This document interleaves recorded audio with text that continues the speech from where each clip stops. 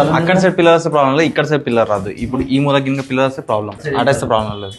సెల్ఫ్లు సెల్ఫ్లు అట వస్తుంది కబోర్డ్ లెక్క. అంత ఓకేనా? అంత ఓకే. ఇది ఓకేనా? ఏది ఇది బెడ్రూమ్ ఓకేనా? ఇక్కడ ఇది ఉండదు కదా డోర్, మన ఇక్కడైతే ఉండదు పాప, ఇక్కడైతే ఉండదు నాకు తెలుసు. విండో డోర్ ఈ రెండు కూడా నైరుతి వచ్చినాయి, రెండు కూడా రాంగే. సో ఇక్కడ మీరు ఒక మార్పు ఏం చేయాలంటే వాష్రూమ్ డోర్ ఇక్కడ పెట్టి ఇక్కడ ఓన్లీ స్లైడర్ పెట్టి డన్ ఫిక్స్. మీకు వాస్తే ముఖ్యం కదా, ముఖ్యం కదా. డన్ మేస్త్రి సాబ్ అక్కడ డోర్ క్లోజ్ చేసే వాష్రూమ్ ఉంది, ఇక్కడ వాష్రూమ్ డోర్ పెట్టేసి ఈ డోర్ కు ఈ డోర్ బ్యాలెన్స్ అయిపోతుంది, దానికి బ్యాలెన్స్ అవుతున్నది. లేకపోతే తీసేయాల్సి ఉంటుంది, కుదిరితే ఈ విండో తీసేసి కావాలంటే విండో ఇక్కడ పెట్టుకోవచ్చు. ఇది కామన్, ఇది ఇల్లు కట్టేటోళ్ళకు.